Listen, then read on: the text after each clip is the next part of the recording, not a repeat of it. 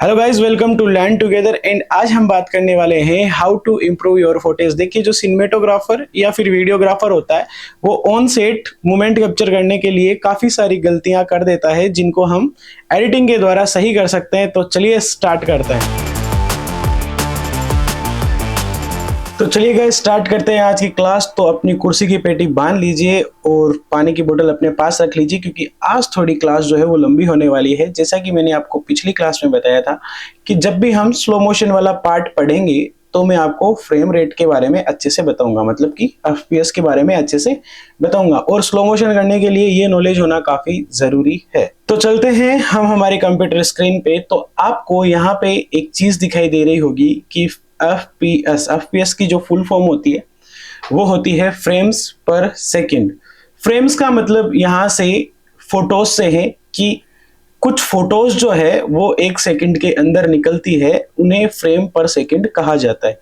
अभी ये 30 फोटोज हो सकती है, जैसे कि 30 एफपीएस के अंदर आप देख सकते हैं कि कम फोटोज, ये एक एग्जांपल के लिए है कि यहाँ पे कम फोटोज दिखाई दे रही है, आपको 3 ही फोटो दिखाई दे रही है। तो ये एक छोटा सा पार्ट है आपको समझाने के लिए। देखिए, ये जो 30 एफपीएस लिखा हुआ है, इसका मतलब ये हो गया कि 30 फोटोज मिलके एक सेकंड को क्रिएट कर रही है वीडियो के रूप में। Okay, that's it.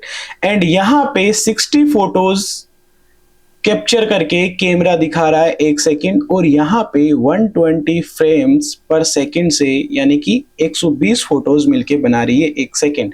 तो डेफिनेटली इसका मतलब यह हुआ कि जितनी ज्यादा फोटोज होगी उतना ज्यादा स्लो मोशन हमारा अच्छा होगा। इसका मतलब यह है कि जब हमारे पास फ्रेम रेट वीडियो के अंदर ज्यादा होगी तो हम अच्छे से स्लो मोशन कर पाएंगे। अभी देखिए, एक चीज और समझते हैं। जो हमारी ह्यूमन आइज होती है वो एक कैमरे की तरह वर्क करती है। Okay, that's it. हमारी जो ह्यूमन आइज होती है वो एक कैमरे की तरह वर्क करती है, लेकिन यदि कैमरे की तरह वर्क करती है तो इसका एफपीएस क्या होता है। पहली बात ये कि हम हमारी आंखों के ना तो हम एफपीएस चेंज कर सकते हैं, ना केल्विन, ना आईएसओ, कुछ भी चेंज नहीं कर सकते। ये एक फिक्स होता है। यदि अंधेरा है तो आपको अंधेरा दिखेगा, और ज्यादा रोशनी है तो आपको ज्यादा रोशनी दिखेगी। जो ह्यूमन आइज जो होती है वो एक कैमरे की तरह काम करती है, लेकिन उसके अंदर एक एफपीएस का जो सिस्टम है वो होता है।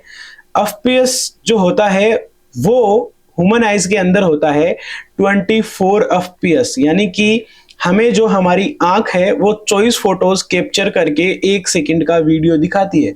जैसे कि कैमरा हमने ऊपर देखा कि यहाँ पे 30 फोटोज लेके एक सेकंड दिखा रहा है, कभी 60, कभी 120। तो ये कैमरा एक मशीन है जिसकी सेटिंग्स हम चेंज कर सकते हैं, लेकिन हमारी ह्यूमन आइज जो है वो भी एक मशीन की तरह वर्क करती है, लेकिन मशीन नहीं है। ओके, तो ह्यूमन आइज जो होती है वो लगभग 24 एफपीएस तक देखती है, लेकिन हमारे कैमरे में तो 25, 30, 50, 60 और 100 एफपीएस तक के ऑप्शन हो सकते हैं। ओके, 120 भी हो सकता है, 240 भी हो सकता है। जितना ज्यादा एफपीएस होगा उतना अच्छा स्लो मोशन होगा। तो आई थिंक कि आप ये समझ चुके हैं कि एफपीएस का जो मतलब होता है वो होता है फोटोज से, मतलब कि कुछ फोटोज मिलके हमें वीडियो के रूप में दिखाई देती है।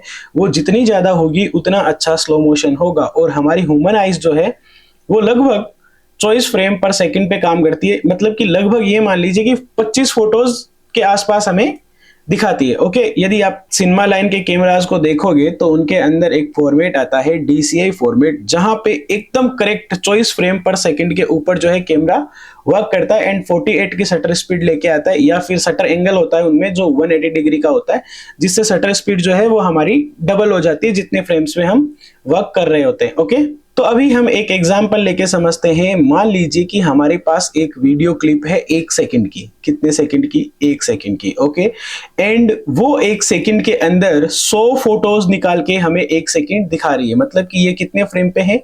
100 फ्रेम पे है। 100 फ्रेम पे ये हमारी एक क्लिप है, लेकिन हमारी ह्यूमन आइज जो है वो कितने फ्रेम देखती है? 24 फ्रेम देखती है, मतलब अबाउट 25 एफपीएस तक देख सकती है। Okay, that's it. तो यदि ये 100 फ्रेम है तो इस 100 फ्रेम के यदि मैं 4 भाग में इसे डिवाइड करूं, 1, 2 एंड 3 एंड 4, और ये 4 भाग में डिवाइड कब होगी? जब मैं इसको 4x तक स्लो करूंगा। ओके, जैसे ही मैं इसको 4x स्लो करूंगा, मतलब कि 25% पे इसको स्लो करूंगा, तो डेफिनेटली ये जो 1 सेकंड का मेरा जो वीडियो है वो 4 सेकंड के अंदर कन्वर्ट हो जाएगा। क्योंकि देखिए हम इसको जब स्लो मोशन करेंगे 1 सेकंड की क्लिप को, तो जब भी कोई चीज जो है वो स्लो होती है, कोई भी वीडियो की क्लिप स्लो होती है, तो उसकी ड्यूरेशन जो है वो बढ़ जाती है। अब हमने यदि 2x स्लो किया है तो वो 1 सेकंड का 2 सेकंड हो जाएगी, और यदि हमने 4x स्लो किया है तो वो 1 सेकंड का 4x यानी कि 4 सेकंड हो जाएगा, और यदि हमने 8x स्लो किया है तो वो 1 सेकंड का 8 सेकंड हो जाएगा। डेफिनेटली ये आपको समझ में आ गया होगा।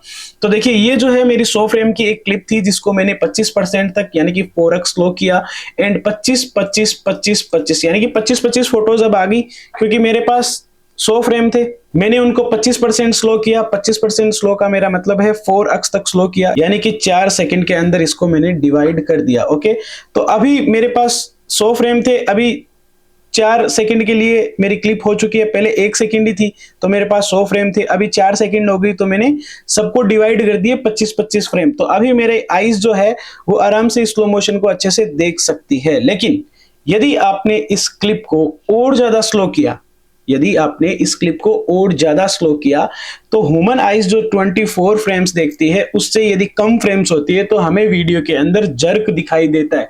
अभी इसका हम एक प्रैक्टिकल करेंगे। Okay, that's it. पहले मैं आपको कुछ चीजें और समझा देता हूं। मान लीजिए कि यदि कोई जो है वो अपना डेटा 50 फ्रेम पे शूट कर रहा है, ओके, तो हमारी ह्यूमन आईज लगभग मैंने आपको बताया 24 या फिर 25 फ्रेम देख पाती है। तो हम इसको 2x स्लो कर सकते हैं। 2x का स्लो का मतलब क्या है, 50% तक स्लो कर सकते हैं। अब यदि कोई कैमरा या फिर यदि कोई व्यक्ति अपने कैमरे से 100 फ्रेम शूट कर रहा है, ओके, 100 फ्रेम शूट कर रहा है, तो हम उसको 25% तक स्लो कर सकते हैं, मतलब कि 4x तक स्लो कर सकते हैं। ओके, यदि हम 50 FPS पे जो डेटा लिया गया है, वीडियो क्लिप जो कि 1 सेकंड की है, हम उसे 50 फ्रेम यदि उसने शूट किया है तो हम उसको 2x तक स्लो कर सकते हैं, मतलब कि 50% तक स्लो कर सकते हैं। और जैसे ही मैं 50% तक स्लो करूंगा तो मेरा 1 सेकंड जो है वो अब कन्वर्ट हो जाएगा 2 सेकंड के अंदर। आई होप कि आपको समझ में आया होगा। अब हम एक प्रैक्टिकल लेते हैं। ओके, ये हमारा आ गया प्रीमियर प्रो का इंटरफेस। That's it. या अभी ये जो क्लिप है, पहले इसकी प्रॉपर्टी हम चेक करते हैं। ओके,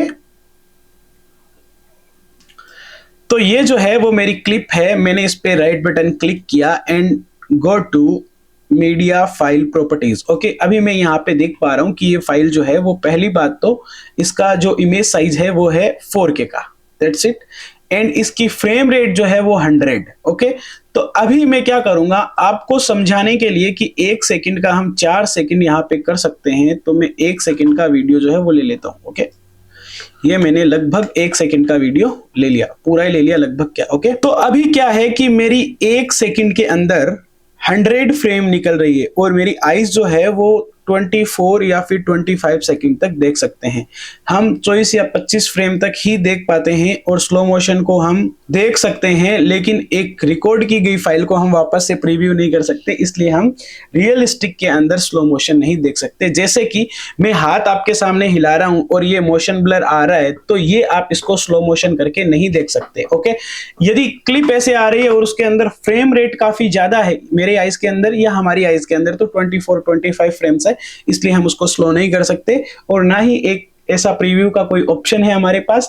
लेकिन यहाँ हमारे पास प्रीव्यू का भी ऑप्शन है, और हमारे पास यहाँ पे फ्रेम रेट ज्यादा बढ़ाने का भी ऑप्शन है। ओके, तो ये मेरी क्लिप है 1 सेकंड की। अब मैं इस 1 सेकंड की क्लिप को कितना स्लो कर सकता हूँ, 100 फ्रेम में, तो मैं इसको 25% तक स्लो कर सकता हूँ। 25% का मतलब है 4x तक स्लो हो गया, मतलब कि मेरी क्लिप 1 सेकंड की थी वो अब 4 सेकंड की हो चुकी है। और इस क्लिप में मुझे कोई जर्क नहीं देखने को मिलेगा, क्योंकि ये 25 फ्रेम 1 सेकंड के अंदर निकाल रही है, जो मेरी आंखें जो है वो आराम से देख सकती है। लेकिन ये प्रॉब्लम हो सकती है। अभी देखिए जो नेक्स्ट क्लिप है, यदि मैं उसकी फ्रेम आपको चेक करवाऊं, ओके, ये जो मेरी क्लिप है इसकी यदि मैं आपको चेक करवाऊं कि मीडिया फाइल प्रॉपर्टीज इसकी क्या है, तो देखिए यहाँ पे इसकी प्रॉपर्टीज जो है, फ्रेम रेट है वो है केवल 50। ओके, अभी 50 है, तो मैं इसको जब 2x स्लो करूंगा, मतलब कि 50% तक स्लो करूंगा, ओके, तो दैट्स इट कि मेरी 1 सेकंड की क्लिप पहली बात तो 2 सेकंड की हो जाएगी, और मेरा स्लो मोशन अच्छा रहेगा, लेकिन इतना स्मूथ नहीं आ रहा। ओके, क्योंकि 25 फ्रेम काउंट हो रहा है, अच्छी बात है, ज्यादा फ्रेम मेरा कैमरा नहीं ले पाया, लेकिन यहाँ पे अभी तक कुछ जर्क ऐसा नहीं दिखाई दे रहा। ओके, हाँ, एक चीज और, पहले आप ये सीख लीजिए कि यदि आपकी क्लिप जो है वो हिल रही है या फिर डुल रही है तो हम एक इफेक्ट जो है वो लगा सकते हैं जिससे आपकी क्लिप अपने आप स्टेबल हो जाएगी। That's it. एंड वो लगाने के लिए मैं जाऊंगा यहाँ से इफेक्ट के अंदर, इफेक्ट वाले पैनल में, जैसे कि मैंने आपको बताया, एंड वहां पे सर्च करूंगा मैं मेरा इफेक्ट जो कि है WARP वार्प स्टेबलाइजर। ओके, इस स्टेबलाइजर को मैं जैसे ही मेरी क्लिप पे रखता हूं तो आप देखेंगे कि मेरा इफेक्ट जो है वो फेल्ड हो चुका है। वाई? क्योंकि मेरी क्लिप जो है वो स्लो मोशन में है। अब हम यहां से एक चीज और सीखेंगे कि इसको यदि सही लगाना है तो हम क्या कर सकते हैं। देखिए, प्रीमियर प्रो के अंदर एक ऐसा सिस्टम है, यानी कि एक ऐसी चीज है जिसको हम बेहतर तरीके से यूज कर सकते हैं।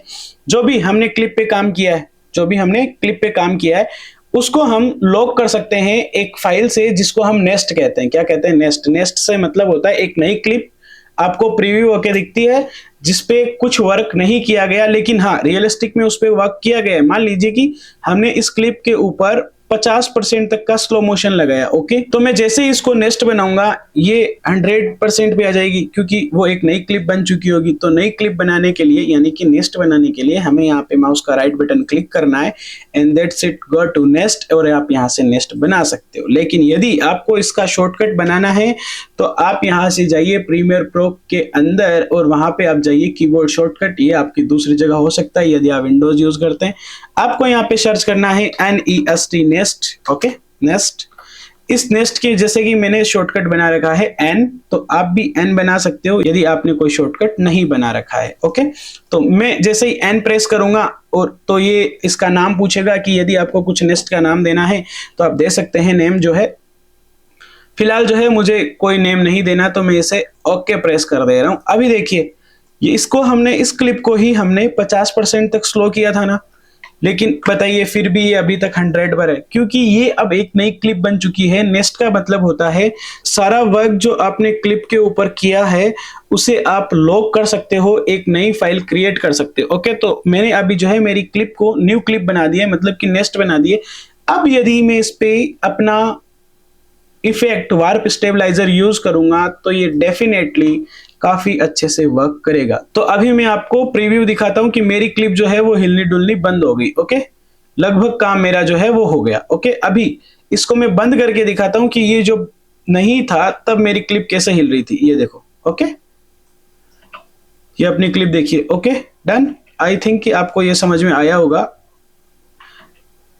और मैंने इसको लगाने के बाद मेरी क्लिप एकदम स्मूथली वर्क कर रही है। ओके, तो आप समझ चुके होंगे कि नेक्स्ट क्या होती है और स्टेबलाइजेशन क्या होती है। तो वापस उसी स्लो मोशन वाले पार्ट पे अपन चलते हैं। अभी क्या है, मेरी क्लिप जो है वो 50% तक स्लो है और यदि मुझे इसे 25% तक स्लो करना है, कोई इमरजेंसी आ गई या मान लीजिए मुझे इससे स्मूथ एक स्लो मोशन देना है, तो मैं क्या कर सकता हूं। देखिए, प्रीमियर प्रो के अंदर इसका भी एक अच्छा सा ऑप्शन है जिसे बोलते हैं ऑप्टिकल फ्लो। यदि आप मेरी इंस्टाग्राम पे मुझे यदि आपने फॉलो करके रखा है तो आई थिंक ये आपको पक्का पता होगा कि ऑप्टिकल फ्लो कैसे लगता है और इसे क्यों लगाया जाता है। जब भी फुटेज हमारी जग करनी स्टार्ट हो जाती है, क्योंकि फ्रेम रेट हमारे पास अभी कम है, 50 फ्रेम है, तो मान लीजिए मैंने एक रूल को तोड़ दिया जो आंखों वाला था, मैंने आपको बताया था, मैंने इसको 25 कर दिया, 4x तक इसको मैंने स्लो कर दिया, जबकि 2x तक मुझे इसको स्लो मोशन करने की इजाजत थी। ओके, तो मैंने जैसे ही इसको 4x स्लो किया तो अब देखिए मेरी क्लिप जो है वो जर्क कर रही है कि नहीं कर रही है। तो ये जर्क ना करे इसका एक ऑप्शन है जो कि प्रीमियर प्रो के अंदर है और ये काफी अच्छा वर्क करता है। इसके लिए आपको क्या करना है, क्लिप पे जाके राइट बटन प्रेस करें एंड यहाँ पे आपको दिखेगा टाइम इंटरपोल्यूशन। इससे आप एक हमारा ऑप्टिकल फ्लो यहां से लगा सकते हो। एंड देन एक शॉर्टकट और है, जब भी आप स्लो मोशन करने के लिए जाते हो 25 जैसे ही आपने लगाया तो यहाँ पे हमारा वही ऑप्शन शो हो रहा है, टाइम इंटरपोल्यूशन। यहाँ से आप फ्रेम सैंपलिंग की जगह ऑप्टिकल फ्लो कर सकते हो। एक चीज और, यदि आपको अपनी क्लिप को रिवर्स करना है, मतलब कि उल्टा प्ले करना है, तो इस वाले ऑप्शन को आप चूज करेंगे। एंड ये वाला ऑप्शन किस लिए है ये मैं अभी बताऊंगा आपको थोड़ी देर के बाद। ओके, तो अभी क्या है, हमने हमारी क्लिप पे ऑप्टिकल फ्लो जो है वो अप्लाई कर दिया। जैसे ही अप्लाई किया तो आप देखेंगे कि यहाँ पे ये रेंडर मांगने लग गया। ओके, तो हम जैसे इसको रेंडर करते हैं तो रेंडर करने के बाद आप देखेंगे कि क्लिप जो है वो एकदम स्मूथ हो चुकी है। लेकिन ऑप्टिकल फ्लो लगाने के बाद में आप क्लिप पे कुछ भी वर्क करेंगे तो हमारा ऑप्टिकल फ्लो जो है वो हट जाएगा। देखिए ये येलो हो गई, वापस से हमारा ऑप्टिकल फ्लो जो है वो बंद हो चुका है। इसका भी वही एक इलाज है, आप इसको नेस्ट बना दीजिए। देखिए प्रीमियर प्रो में आपको दो चीजों का ध्यान रखना है, एक तो वार्प स्टेबलाइजर का, एक ऑप्टिकल फ्लो का। जब भी हम इन्हें दोनों को इस्तेमाल करेंगे हम हमारी क्लिप को नेस्ट बनाएंगे। यदि आपको स्टेबलाइजर लगाना है अपनी क्लिप पे और आपने अपनी क्लिप पे स्लो मोशन किया है, मतलब कि अपनी क्लिप पे वर्क किया है, तो पहले आप अपनी क्लिप पे वर्क कर लो, मतलब कि स्लो मोशन करना है तो स्लो मोशन कर लो, एंड देन फ्रेम रिसाइज करनी है तो वो कर लो, एंड उसके बाद में आप अपनी क्लिप को एक न्यू क्लिप बना लो, मतलब कि एक नेस्ट बना लो, एंड देन उसके बाद जो है आप अपना इफेक्ट उस पे अप्लाई करो जो स्टेबलाइजर वाला इफेक्ट है। और ऑप्टिकल फ्लो के लिए आपको थोड़ा उल्टा करना है। उल्टा करने का मतलब क्या है? उल्टा करने का मतलब यह है कि जैसे ही आपने यहाँ पे ऑप्टिकल फ्लो लगाया, ग्रीन पट्टी आपके आ गई, तो अभी आपको यहाँ से इसको नेस्ट बना देना है। अब कुछ भी नहीं होगा। ओके, यदि मैं इसको जूम करूं तो भी देखिए रेड है, इधर हिला लिया तो भी देखिए रेड है। मैं इसकी स्केल को एंड पोजीशन दोनों को इसके साथ छेड़खानी कर सकता हूं। ओके, इसको यदि मैंने स्लो भी कर दिया तो उतना तो रेड है जितना हमने ऑप्टिकल फ्लो लगाया था। Okay, that's it. तो आई थिंक कि ये चीज आपको समझ में आई होगी। अभी एक चीज पे और बात करते हैं, और वो समझाने के लिए कुछ सैंपल्स मैंने लिए मेरी टाइमलाइन पे। ओके, अभी देखिए आपको मैंने बताया था कि एक ऑप्शन और है जिसको मैं थोड़ी देर बाद बताऊंगा, तो मैं अभी आपको बता दे रहा हूं कि मान लीजिए मैं इसको म्यूट कर देता हूं कि ये मेरी क्लिप है। ओके, एंड मैं जो है अपनी वीडियो को ट्रिम कर रहा हूं। क्या कर रहा हूं? ट्रिम कर रहा हूं ऑन टाइमलाइन। ओके, पहले मैं अपनी क्लिप्स को टाइमलाइन पे लेके आ रहा हूं। ये खासकर वेडिंग्स जो करते हैं, वेडिंग्स फिल्म जो बनाते हैं, उनके लिए काफी इंपॉर्टेंट है ये ऑप्शन। उनको काफी वर्क आने वाला है यदि वो बिगनर्स है।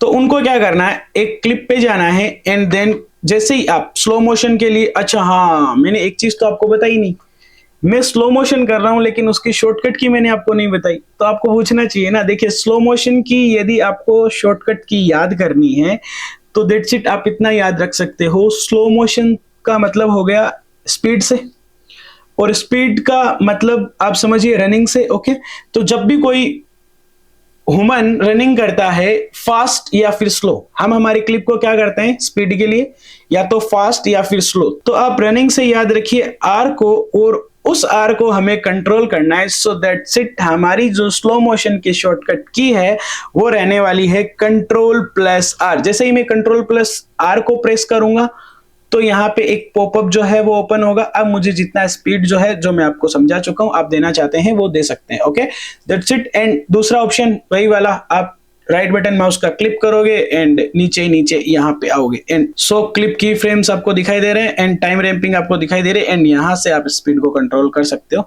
लेकिन टाइम रैंपिंग थोड़ा सा बड़ा पार्ट है, किसी और वीडियो के अंदर चर्चा करेंगे। लेकिन फिलहाल जो है स्पीड को कम और ज्यादा करने के लिए आप क्या प्रेस करोगे, कंट्रोल आर। और देखिए स्पीड का मतलब आप समझिए रनिंग से, एंड रनिंग से आप निकाल लीजिए आर को, और आर को हमें कंट्रोल करना है। So that's it, control plus R इसका शॉर्टकट की है। अच्छा हाँ, अभी वापस उसी टॉपिक पे आ जाते हैं कि वेडिंग फिल्म जो बनाते हैं उनके लिए एक ऑप्शन जो है वो काफी कारगर होने वाला है। जैसे ही आप कंट्रोल आर को प्रेस करोगे तो आपको यहाँ पे एक ऑप्शन दिखाई दे रहा है रिपल एडिट, मतलब कि शिफ्ट टेलिंग क्लिप्स। ओके, इस ऑप्शन का यूज वहां पे होगा। जैसे कि मान लीजिए मैंने अपनी क्लिप को 24 स्लो कर दिया, 24% तक स्लो कर दिया। ओके, तो जैसे ही मैं ओके प्रेस करूंगा तो आप देखेंगे कि मेरी क्लिप का साइज जो है वो बढ़ा नहीं, एक ही जगह रह गया। क्योंकि यदि मेरा क्लिप का साइज बढ़ता तो ये वाला कट जाता। ओके, अभी क्या करना है, यदि आपको क्लिप का साइज बढ़ाना है तो आपको इस ऑप्शन को केवल चेक इन करना है। जैसे ही आपने चेक इन किया, ये आपका ऑटोमेटिक साइज जो है वो बढ़ गया और आपकी अगली वाली क्लिप भी नहीं कटी। ठीक है, तो आई थिंक आप स्लो मोशन वाला पार्ट भी समझ चुके होंगे। क्लिप पे जाना है, एक बार मैं आपका रिवीजन करवा देता हूं। क्लिप पे जाना है, कंट्रोल प्लस आर को प्रेस करना है। कितना स्लो मोशन कर सकते हैं ये चीज मैंने पीछे एफपीएस में आपको काफी अच्छे से समझा दी है। अब भी यदि आपको नहीं समझ में आई है तो कमेंट करिए आपको जो प्रॉब्लम आ रही है। Okay, that's it. तो आपको यहां से अपनी क्लिप को स्लो करना है। यदि ऑप्टिकल फ्लो आपको लगाना है तो टाइम इंटरपोलेशन वाली जगह पे फ्रेम सैंपलिंग की जगह आपको ऑप्टिकल फ्लो करना है, and that's it. Optical flow करने के बाद में आपको क्लिप को नेस्ट बनाना है, और नेस्ट का मतलब होता है एक न्यू क्लिप, एंड देन आपका जो वर्क है उसको लॉक लॉक करना। जैसे कि मैंने इस पे ऑप्टिकल फ्लो लगाया, स्लो मोशन किया, तो देखिए जैसे ही मैंने एन प्रेस किया, मेरा शॉर्टकट मैंने बनाया हुआ है, आप भी अपनी प्रीमियर में बना सकते हो, मैंने पीछे बता दिया है कैसे बनाना है। जैसे मैं एंटर करूंगा तो मेरी क्लिप जो है वो नेक्स्ट यानी कि एक न्यू क्लिप बन चुकी है। अब फ्रेम साइज भी सब सही है, और यदि मैं कंट्रोल आर भी प्रेस करूं तो यहाँ पे दिखा रहा है मेरी स्पीड भी एकदम सही है, 100 है वापस से। तो मेरी ये न्यू क्लिप बन चुकी है। और स्टेबलाइजेशन लगाने के लिए यदि आपकी क्लिप जो है वो हिल रही है, डुल रही है, तो आपको पहले नेक्स्ट बनाना है। स्लो मोशन करने के बाद में पहले नेक्स्ट बनाना है। अच्छा हाँ, एक चीज और कि यदि आपकी क्लिप जो है वो स्लो मोशन नहीं है और आप स्टेबलाइजेशन लगाना चाहते हैं तो स्टेबलाइजेशन लग जाएगा। लेकिन स्टेबलाइजर क्या होता है, जब हम क्लिप को जूम करते हैं, उसकी स्केलिंग के साथ छेड़खानी करते हैं या उस पर कुछ कलर वलर करते हैं, तो कभी कभी हमारा स्टेबलाइजर है जो फेल्ड हो जाता है, उसकी वजह से उसको वापस एनालाइज करना पड़ता है। तो वो आपको पता चल जाए कि किस किस क्लिप को मैंने न्यू क्लिप बनाया है, मतलब कि नेक्स्ट बनाया है, उसको ध्यान रखने के लिए कि मेरा यहाँ पे ऐसे इफेक्ट लगाए गए हैं जो कि मुझे एक्सपोर्ट निकालने से पहले चेक करना है कि ये एकदम एग्जैक्टली सही है या नहीं है। वरना क्या होगा, वरना ये होगा कि आप जैसे स्टेबलाइजर लगाएंगे तो ऐसा एक एरर जो है वो आपकी एक्सपोर्ट फाइल में भी शो हो रहा होगा। तो इसको चेक करने के लिए आपको एनालाइज पहले करना होगा। एनालाइज करने के बाद में आप एक्सपोर्ट फाइल को चूज करिए। तो नेक्स्ट बनाने से क्या होता है, हमारी फाइल का या तो कलर चेंज हो जाता है। अच्छा हाँ, आपको नेक्स्ट नहीं बनाना है तो आप जो है इसका कलर जो है वो चेंज कर सकते हो। कहां से कर सकते हो, यहाँ पे देखिए हमें एक ऑप्शन मिलता है, लेबल जो है आप चेंज कर सकते हो। जैसे कि मुझे इस क्लिप को चेंज करना है, यदि मैंने इस पे कोई इफेक्ट लगाया है जो कि मुझे लास्ट में चेक करना है कि ये सही है या फिर नहीं है, तो मैं इसका कलर कुछ भी जो भी मैं चाहता हूं वो चेंज कर सकते हैं। Okay, that's it. I think कि आपको ये चीज भी समझ में आ गई होगी। मान लीजिए मुझे इस क्लिप का वापस से कलर चेंज करना है, और कलर चेंज हम तब करते हैं जब हमें याद रखना हो मेमोरी के अंदर कि इस कलर की फाइल जो है उस पे ये इफेक्ट लगाया गया है। काफी बड़े एडिटर्स जो है इन चीजों का यूज करते हैं। तो डायरेक्ट आपको कुछ नहीं करना, क्लिप पे जाना एंड गो टू माउस का राइट बटन जो है वो क्लिक करना है एंड नीचे आना है, और यहाँ पे आपको लेबल वाला ऑप्शन जो है मिल जाएगा। जो भी आप कलर सेलेक्ट करोगे आपकी फाइल उस तरह दिखने लगेगी। लेकिन मेरा मानना है कि आप नेक्स्ट बना लीजिए, जिससे आपका वर्क जो है वो काफी अच्छे से होगा और कोई भी प्रॉब्लम आपको नहीं आने वाली है। अभी फिलहाल एक चीज को और समझते हैं। देखिए कुछ गलतियां सिनेमेटोग्राफर से और हो जाती है, क्योंकि ऑन सेट जो है वो हमें पता नहीं चलता है कि हमारी फ्रेमिंग एग्जैक्टली सही है या फिर नहीं है। तो एक चीज प्रीमियर प्रो के अंदर जो मैं मानता हूं कि सबसे इंपॉर्टेंट है, देखिए जब भी हमारी कोई क्लिप होती है तो उसकी हाइट होती है, उसकी स्केलिंग होती है, उसकी पोजीशन होती है। तो उसकी पोजीशन, उसकी स्केलिंग, उसकी रोटेशन, उसका एंकर पॉइंट, उसकी ओपेसिटी, सारा सब कुछ जो है वो प्रीमियर प्रो में उसके इफेक्ट कंट्रोल में होता है। कहाँ पे होता है, इफेक्ट कंट्रोल में। अब इफेक्ट कंट्रोल कहाँ होता है, इफेक्ट कंट्रोल वहां होता है जहां हमारा सोर्स मॉनिटर होता है। इसे आप कहीं पे भी रिप्लेस कर सकते हो। रिप्लेस जो मतलब कि कहीं पे भी अलग जगह पे रख सकते हो। जैसे ही मैं इसको अनलॉक पैनल करूंगा तो अब मैं इसको कहीं पे भी उठा के लेके जा सकता हूं। लेकिन ये एक अदर चीज है, मैं मानता हूं कि ये नहीं उठा के लेके जाना चाहिए। आपको जहां कहीं भी जैसे प्रीमियर दे रहा है वो काफी अच्छा है, क्योंकि ये बड़ी बड़ी कंपनियां हैं, खुद डिजाइन जो करती है काफी सोच समझ के करती है। तो आपको जैसे ही आप इफेक्ट कंट्रोल में आओगे, अब ये कहां से आएगा, हम तो सोर्स मॉनिटर में थे ना, तो देखिए इसके आगे वाला ऑप्शन आपको लूमेट्री स्कोप का दिख रहा है। इसे मैं एक बार के लिए बंद कर देता हूं। Okay, close panel this. या अभी आपको कुछ ऐसा दिखाई दे रहा होगा, आपके पैनल में सोर्स आपकी क्लिप दिखाई दे रही होगी, सोर्स के अंदर आपको सोर्स मॉनिटर में आपको क्लिप दिखाई दे रही होगी। Okay, that's it. उसी के पास इफेक्ट कंट्रोल है। ये ऑन तभी होगा जब आपकी क्लिप जो है वो सीक्वेंस, मतलब कि आपकी सीक्वेंस सेलेक्ट होगी। अभी देखिए यहाँ पे इस क्लिप का पूरा कंट्रोल जो है वो इफेक्ट कंट्रोल में है। अच्छा, दूसरी बात कि इफेक्ट कंट्रोल क्या काम आता है, देखिए आप इसके नाम से समझिए, इफेक्ट को कंट्रोल करने वाला। ओके, जैसे ही मैं यहां से कोई भी यदि इफेक्ट लगाता हूं, मान लीजिए कि स्टेबलाइजर में लगा रहा हूं। ओके, तो मैंने स्टेबलाइजर को जैसे ड्रैग एंड ड्रॉप किया तो आप देखेंगे कि ये जो इफेक्ट है वो हमारे इफेक्ट कंट्रोल के अंदर आ चुका है, और यहाँ पे इसकी सारी सेटिंग्स दी हुई है। यदि हमें इसको चेंज करना है, कुछ भी इसके अंदर चेंज करना है, मतलब कि जो भी यहाँ से आप इफेक्ट जो है ड्रैग एंड ड्रॉप करोगे अपनी क्लिप पे, चाहे वो कुछ भी हो, जैसे कि मान लीजिए ये मेरा प्रीसेट है, मैंने प्रीसेट को ड्रैग एंड ड्रॉप किया तो इसकी सेटिंग्स भी यहाँ पे दिखानी स्टार्ट हो गई। ओके, ये लूमेट्री कलर का है, इसके अंदर क्या क्या वर्क किया गया है, किन किन चीजों का यूज किया गया है, सब कुछ आपको इफेक्ट कंट्रोल के अंदर सारा कंट्रोल मिल जाएगा एक क्लिप का। यदि आपने ये समझ लिया तो ये मान लीजिए आधे से ज्यादा आपका काम हो गया। ओके, तो इफेक्ट कंट्रोल क्या है, देखिए ऊपर लिखा हुआ है मोशन, आपको कुछ ऐसा दिखाई दे सकता है यदि आपने प्रीमियर प्रो पहले स्टार्ट नहीं किया है। ओके, तो मैं ये जो है वो हटा देता हूं, दो जो मेरे इफेक्ट है, आपको तीन चीजें दिखाई देगी। पहला है मोशन, तो जैसे ही मैं मोशन को ऑन करता हूं तो यहाँ पे मुझे कुछ चीजें दिखाई दे रही है। पहली चीज जो है वो है पोजीशन। ओके, पोजीशन का मतलब सिंपल सा है, यदि मान लीजिए मेरा कीबोर्ड जो है वो यहाँ पे है, तो मैं इसकी यदि पोजीशन चेंज करना चाहता हूं तो या तो आगे या फिर पीछे या फिर दाएं या फिर बाएं। उसी तरह हमारी क्लिप को हम क्या कर सकते हैं, या तो लेफ्ट या फिर राइट या फिर अप या फिर डाउन। ओके, तो पोजीशन वाला पार्ट आई थिंक आपको क्लियर हो गया होगा।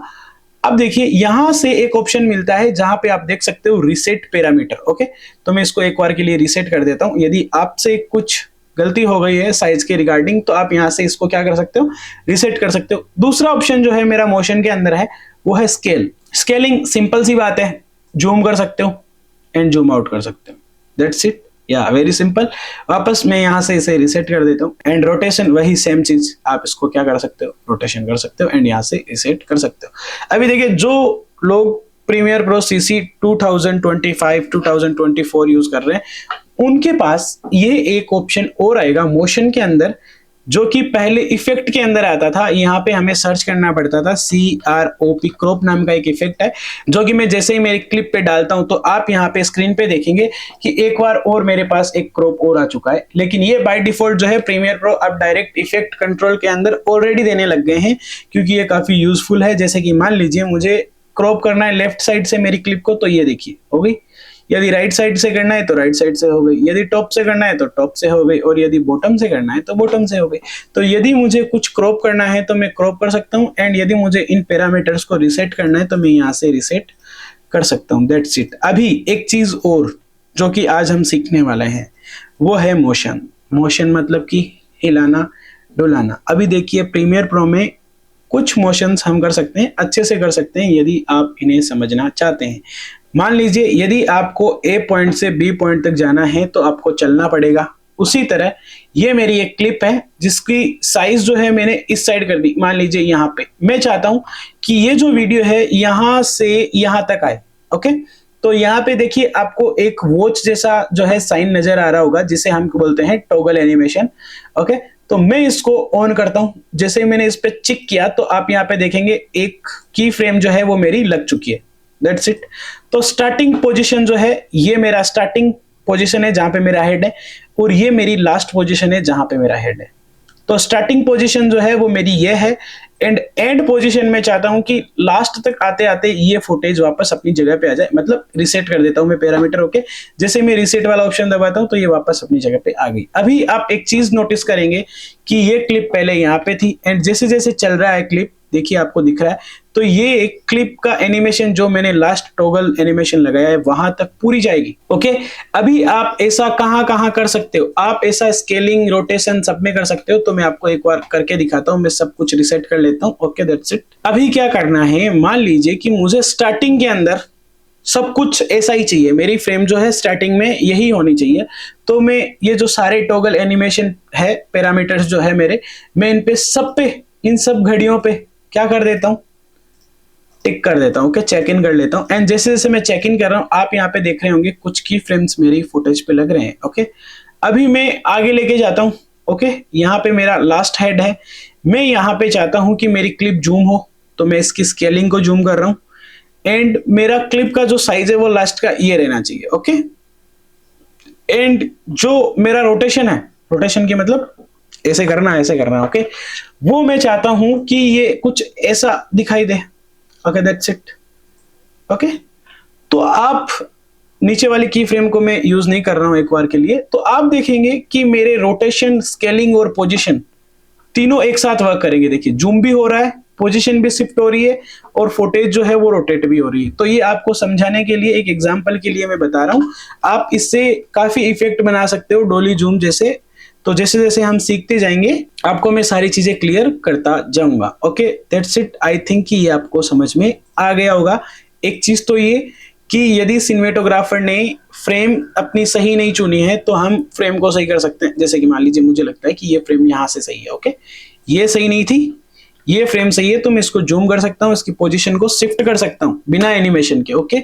और यदि मुझे एनिमेशन देना है तो इन घड़ियों का यूज मुझे करना है। इन घड़ियों पे जैसे ही मैं चेक इन करता हूँ तो ये मेरी फर्स्ट पोजीशन हो गई एंड ये मेरी लास्ट पोजीशन हो गई जो मैं देना चाहता हूँ, ओके। यहाँ से आप शिफ्ट कर सकते हो, दैट्स इट। तो ये मेरी लास्ट पोजीशन हो गई यदि मैं इस क्लिप को जूम करना चाहता हूं या फिर इसमें एनिमेशन करना चाहता हूं। सो आई होप कि ये क्लास आपको काफी पसंद आई होगी और आगे कंटिन्यू बने रहिएगा। और जो बिगनर्स या फिर आपके भाई हैं जो कि प्रीमियर प्रो को काफी अच्छे से सीखना चाहते हैं, डिटेलिंग से सीखना चाहते हैं, देखिए पूरा डिटेल से हम सीखेंगे कि एक एडिटर को क्या क्या प्रॉब्लम आती है। मैं आपके सामने वर्क कर रहा हूँ, जैसे जैसे मेरे को प्रॉब्लम आएगी ना वैसे वैसे ही आपको प्रॉब्लम आएगी और आपका प्रॉब्लम का सॉल्यूशन मैं यहाँ पे बैठा हूँ, ओके। तो शेयर कीजिए, कमेंट कीजिए, लाइक कीजिए, सब्सक्राइब कीजिए। थैंक यू सो मच, मिलते हैं अगली वीडियो में।